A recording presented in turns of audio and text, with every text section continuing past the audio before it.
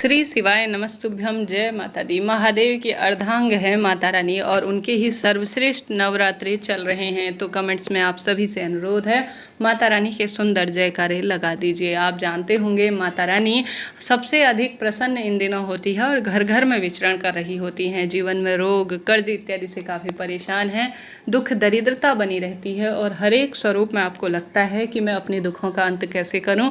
तो माता रानी के चरणों में प्रणाम करते हुए, उनको वंदन करते हुए आप सभी को इन सरल से छोटे छोटे कार्यों को नवरात्रि में करने का नियम बना लेना चाहिए। रोग संकट कष्ट पीड़ाओं का निदान होगा और परिवार में एक अलग ही तरह की बरकत होना शुरू हो जाएगी। हार रहे हैं, दुख पा रहे हैं, कष्ट कर्ज में घिरे हुए हैं, तो यह उपाय एक ऐसे उपाय हैं जो जीवन में बदलाव जरूर से करते हैं। आप जानते होंगे घंटी की ध्वनि हर एक मंदिर में गुंजायमान है। अपने घर पर भी घंटी होती ही है, भले ही छोटे स्वरूप में हो या बड़े स्वरूप में हो। कहा जाता है घंटी की नाद जितनी दूर तक हमें बजती हुई सुनाई देती है या हमें जो है हमारे कानों तक होती है, वह तांबे की पीतल की बनी हुई जो घंटी होती है उसमें जीवाणु अर्थात नकारात्मक ऊर्जाओं को नाश करने की शक्ति होती है। आपने देखा होगा मंदिर प्रांगण में एक अलग ही तरह का माहौल होता है, एक अलग ही पॉजिटिव एनर्जी होती है, जीवन को जो प्रकाशमान कर रही होती है और मन उस समय बहुत प्रसन्न मुद्रा में होता है। मंदिर में आपने देखा होगा मंदिर स्थल में घंटी की ध्वनि करने में ही एक अलग तरह की पॉजिटिव एनर्जी हमें देखने सुनने को मिलती है, स्पर्श अपने आप में अनुभूति होने में मिलती है। ऐसे में घंटी जो कि माँ को बहुत अधिक प्रिय है, आप सभी को सबसे पहले नवरात्रि में किसी भी दिन जो व्यक्ति ज़्यादा परेशान है, हार रहा है, एक आसन जो कि लाल रंग का और घंटी आवश्यक रूप से किसी माता रानी के मंदिर में दान कर कर आनी चाहिए। कहा जाता है घंटी जो कि तांबे की या पीतल की बनी हुई होती है वह अपने आप में रोग दोष संकट पीड़ा का नाश करती है और घंटी का प्रयोग जब मंदिर में होगा तब तब आपको जो है इसका प्रताप सुनने को मिलेगा, समझने को मिलेगा, आपके जीवन में यह प्रकाश करेगा।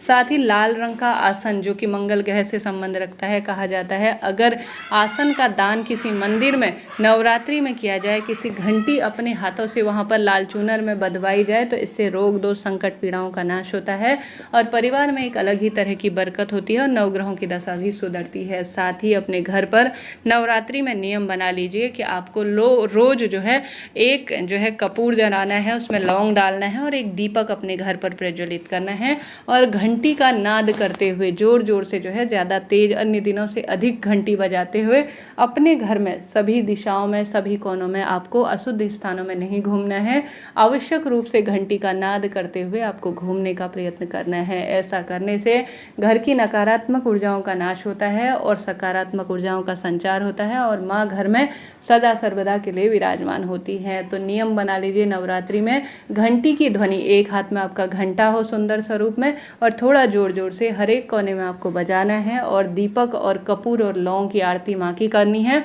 और इसकी जो लौ है वह जरूर से घर में घुमानी है। ऐसी मान्यता है, इससे माँ चंद्र घंटा और माँ के सभी स्वरूप बहुत प्रसन्न होते हैं और जीवन में शरीर में इसका सुंदर प्रभाव देखने को मिलता है। तो नियम बांध लीजिए, जो व्यक्ति परेशान है वह कहीं ना कहीं किसी शक्तिपीठ में मंदिर में लाल आसन का दान कर कर आए, घंटी बंधवा के आए लाल चूनर में। घर में नियम बांध लीजिए कि आप महिला हो या पुरुष घंटी का नाद करते हुए लौंग कपूर और आरती जरूर से करेंगे। इसमें जीवन में बहुत सुखद अनुभूति होती है, ऐसा शास्त्र कहता है। तो करके देखिएगा, बहुत सुखद इसका परिणाम मिलता है। बढ़ते हैं अन्य उपाय की तरफ। जैसा कि गुरु जी कहते हैं महीने में एक बार, सिर्फ महीने में एक बार 5 काली मिर्च आपको लेनी है मात्र। काली मिर्च रोग संकट पीड़ा का निदान तो करता ही है और अद्भुत स्वरूप में वरदान के रूप में जाना जाता है। 5 काली मिर्च आपको किसी चीज़ में पीसनी है, किसी जो है पीसी पिसाई भी ले सकते हैं, परंतु मिलावट का दौर है। 5 काली मिर्च घर में ही पीस लीजिएगा। कच्चा दूध लेना है, थोड़ा सा दूध लीजिए, काली मिर्च पीस लीजिए और एक लोटे में जल भर लीजिए। जल के लोटे में कच्चा दूध मिलाने के बाद 5 काली मिर्च मिलाने के बाद जय माता दी श्री शिवाय नमस्तुभ्यम कहते हुए माता रानी का ध्यान करते हुए अपने घर के मंदिर में या महादेव के मंदिर में आप किसी भी दिव्य दिन में अगर काली मिर्च और यह जल का लोटा जिसमें कच्चा दूध मिला है समर्पित कर देते हैं तो रोग संकट कष्ट पीड़ा का निदान तो होता ही है और अद्भुत स्वरूप में वृद्धि होती है। तो यह नवरात्रि के श्रेष्ठ दिनों में काली मिर्च का उपाय करके देखिएगा। इन दिनों हारी बीमारी से सभी पीड़ित हैं, दुख दरिद्रता से पीड़ित हैं, तो सरल सरल सा उपाय करने में कोई दोष नहीं, करके देखिएगा, निश्चित रूप से लाभ मिलेगा। हमने बात की 2 सरल उपाय की, बढ़ते हैं तीसरे सरल से उपाय की तरफ। जैसा कि इन दिनों नीम का उपाय बहुत अधिक लाभ देता है। नीम वृक्ष में माता रानी की सभी शक्तियाँ वास करती हैं। आप जानते होंगे नीमड़ी माता के स्वरूप में अलग अलग क्षेत्रों में कहा जाता है। गुरुजी कहते हैं जो नीम का वृक्ष है उसमें माँ आदिशक्ति, माँ भवानी के 9 स्वरूप 10 महाविद्याएं वास करती हैं। तो नीम वृक्ष आपके घर के आसपास है तो आपको यह सर्वश्रेष्ठ उपाय करना है। गुरुजी कहते हैं अपने घर में एक जल का लोटा आपको, जो व्यक्ति रोग से ज़्यादा ग्रस्त है, उसके कमरे में भरकर रात भर रख देना है। चाहे तो दिन भर भी रख सकते हैं। उसमें एक बेलपत्र डाल देनी है। शिवलिंग पर चढ़ी हुई बेलपत्र डाल सकते हैं, नई पुरानी जैसी भी बेलपत्र है आपको उसके अंदर डाल देनी है।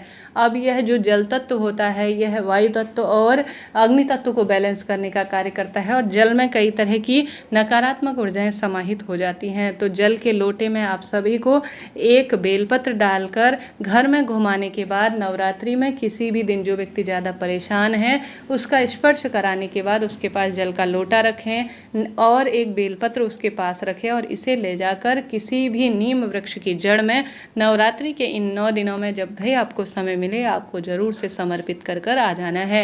यह जो बड़ी नवरात्रि है ना, यह रोग संकट कष्ट पीड़ा से मुक्ति देने के लिए होती है। तो एक बेलपत्र जल का लोटा घर में घुमाने के बाद उस व्यक्ति का स्पर्श कराने के बाद जिसके विवाह की दिक्कत है, संतान की दिक्कत है, जिसके जीवन में रोग बढ़ रहे हैं, तो एक गोलबत्ती का दीपक और नीम वृक्ष की यह जो जल का लोटा एक बेलपत्र डालकर आपको नीम वृक्ष की जड़ में से समर्पित कर कर आ जाना है। ऐसा करते ही आपके जीवन में आने वाली विपत्ति तो दूर होगी ही, साथ ही रोग संकट कष्ट पीड़ाओं से भी मुक्ति मिलना आरंभ हो जाएगी।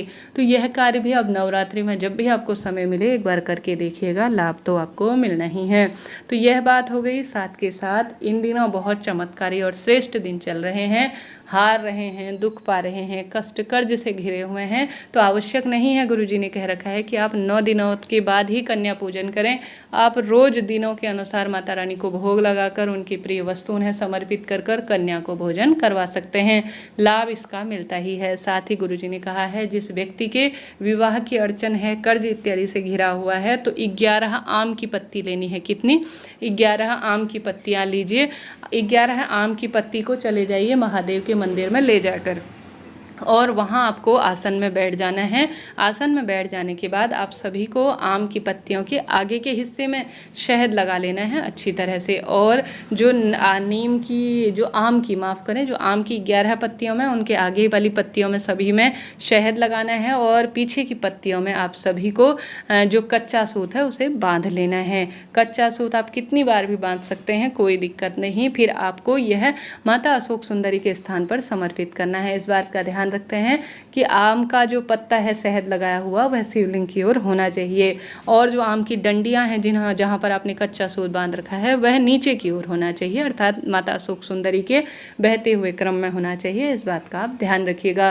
गोलबत्ती का घी का दीपक लगाकर शिवलिंग की अच्छी भांति से आप आरती कर लीजिएगा। रोग संकट कष्ट पीड़ा का निदान होगा और परिवार में बरकत होना शुरू हो जाएगी। तो कितना सुंदर उपाय है। 11 आम के पत्ते लेने हैं, शहद लेना है और कच्चा सूत लेना है। बस यह पर्याप्त है भाग्य की रेखाओं को बदलने के लिए। तो इस तरह से यह उपाय था, करके देखिएगा। चैनल पर नवरात्रि में किए जाने वाले अन्य उपाय भी बताए गए हैं।